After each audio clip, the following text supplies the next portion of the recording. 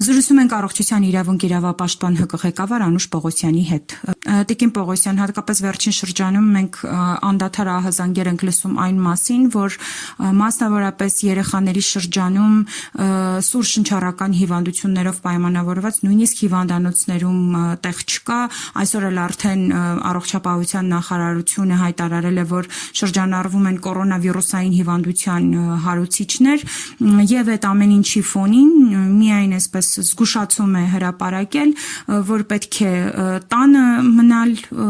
շատ հեղուկներ օգտագործել, հիգիենային հետևել եւ այլն եւ այլն։ Կխնդրեմ ասեք նախ առհասարակ հանրապետությունը մեզ ամենի հետ կապված ինչ իրավիճակ ունենք եւ արդյոք առողջապահության նախարարության պատասխանատու գերատեսչության անելիքը սա պետք է լիներ։ Ճիշտ ասած, դեռ ես 2 շաբաթ առաջ էի ահազանգել, որ Հայաստանում տարածվում է արդեն ատիպի H2N3 շտամը, որը որ տարբերվում է գրիպի մեկ այլ վիրուսներից նրանով, որ ինքը ավելի վիրուլենտ է, ավելի արագ է բարդություններ առաջացնում եւ ավելի խոցելի խմբերի շրջանակներում կարող է անգամ անդառնալի երևույթներ լինեն կապված հիվանդության արագ ընթացքի հետ, եւ զարմանս ինձ պետական համակարգը ընդամենը մի քանի օր առաջ սկսեց, իդեմս առողջապահության նախարարի, որը միայն իր անձնական էջում մի փոքր գրառում արեց, որ եթե կարիքը տեսնենք, ապա դպրոցների հետ կապված որոշում կկայացնենք բացակաների հետ կապված եւ այլն։ Սակայն իրականում պետք է լուրջ միջոցառումներ կա ֆիլտրի ներդրումներ դպրոցներում, նախադպրոցական հաստատություններում, փակ տարածքներում, դրանից առաջ, երբ որ սպասվում էր սեզոնը, պետք է հատկապես խոցելի խմբերում կատարվեր պատվաստումներ եւ այլն, որը որ կարծում եմ բաց է եղել եւ այս պահին արդեն ունենք այնպիսի իրավիճակ, որ Հայաստանի մանկական բաժանմունքներում, հիվանդանոցներում երեխաների դիմելությունը այնքան բարձր է, որ հաճախ մահճակալները պակաս են լինում եւ հաճախ այն երեխաները, որոնք պետք է հիվանդանոցային պայմաններում բուժվեին, նրանք ստիպված տանն են ստանում իրենց բուժումները։ Ների համար բազմաթիվ ահազանգեր ունեմ մանկաբարձ գինեկոլոգների կողմից, որ իրենց հսկողության տակ գտնվող հղիների մոտ հիվանդացությունը բավականին ինչպես նաև տարեցներն են խոցելի խմբերում եւ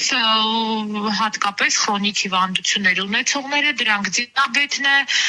սիրտանոթային համակարգի հիվանդությունները, թոքային համակարգի հիվանդությունները, այսինքն առողջապահության նախարարությունը այս կարճ, այդպես ասած, ոչ ամբողջական ինֆորմացիայի տրամադրումով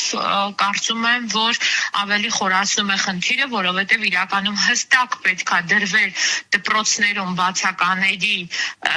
վերլուծություն ամենօրյա եւ դրա արդյունքում անցնեին հեռավար ուսուցման կտեսնեին, որ որոշ դպրոցներում իրոք հիվանդացությունը շատ բարձր է։ Տիկին Պողոսյան, այսինքն ըստ էության ոչ միայն 2 շաբաթ առաջ, երբ դուք արձագանքում եք, արդեն այսօր էլ, երբ հստակ իրենք ըստ էության պատկեր ունեն, եթե պաշտոնական նախազգուշացում է հրապարակվում, թե ինչ պետք է անեն, համարժեք չեն առողջապահության նախարարության քայլերը ստեղծված իրավիճակին, կարող ենք սա արձանագրել։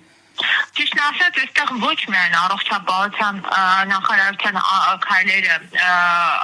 համարժեք չեն, այլ ընդհանուր շահագրգիռ գերատեսչություններին, օրինակ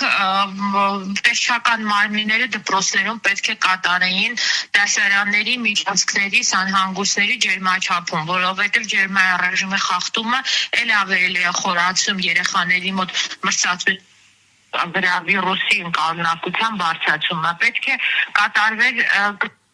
ճիշտ բացակաների մոնիտորինգ, որովհետև ես ունեմ տեղեկատվություն, որ դպրոցներում հաճախ բացականները չեն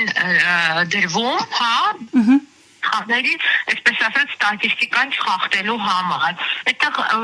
մենակ առողջապահության նախարարությունն է, որը որ այո, քաղաքականություն ստեղծողն է եւ ինքը ունի հիվանդությունների վերահսկման եւ կանխարգելման պոակը, որը որ պետք է 24 ժամ 7 ռեժիմով դրանով զբաղվեր, նաեւ այլ գերատեսչությունների հետ պետք է աշխատանքներ տարվեր։ Իսկ ես բազմիցս խոսել եմ, որ հիվանդությունների կանխարգելման եւ վերահսկման կենտրոնի մարզային մասնաճյուղերը հատկապես փակվել են, աշխատողների քանակները քչացել են, որի արդյունքում չունեն երևի թե այդ մարդկային ռեսուրսները, որ կարողանան նաև կատարել այդ ամենօրյա ռեժիմով մոնիտորինգները երեխաների հիվանդացության, մեծահասակների հիվանդացության, թոքաբորբերի քանակի, որ ամենահաճախ հանդիպող հղիների հիվանդացության վերաբերյալ։ Տիկին Պողոսյան, եւ եւս մեկ հարց, ինչ իրավիճակի կարող ենք հանգել, եթե արդեն ստեղծված իրավիճակը բավականին բարդ է եւ համարժեք քայլեր չեն արվում։ Խնդիրը նրանում է, որ այս վիրուսի սպეციფიკությունը որ ինքը արագ գենային մուտացիայի է ենթարկվում եւ եթե մենք էպիդեմիոլոգիական շղթան չկտրենք, այսինքն չդադարեն իրար վարակելը նախփակ տարածքներում եւ այլն, ապա այս հիվանդացությունը բավականին երկար կարող է գնալ եւ խոցել խմբերի մոտ նաեւ հասցնել անդառնալի երևույթներին, որովհետեւ օրինակ շաքարային դիաբետով հիվանդների մոտ վիրուսային թոքաբորբը վերափոխվելու է բակտերիալ թոքաբորբերի, իսկ դիաբետով հիվանդի համար դա արդեն կյանքի վտանգ սպառնացող վիճակ է։ Հղիների մոտ նույն ձև կարող է լինել կյանքի վտանգ վիճակներ։ Երեխաները, բազմաթիվ երեխաներ թոքաբորբերով այսօր դիմում են, այս վիրուսի սպეციფիկ է նաև ստամոքսահարքային տրակտի խանգարումները, փորլուծությունը, սրտխառնոցները եւ շատ ժամի ընթացքում, րոպեների ընթացքում երեխաները ջրազրկվում են, որը որ եւ խնդիրը երեխայի ընդհանրապես առողջության համար, ինչպես նաեւ մեր առողջապահական համակարգում արդեն այսպես ասած ձևավորվում քանակի հիվանդացության քանակի բարձրացման հետ կապված։ Շնորհակալ եմ մեկնաբանության համար։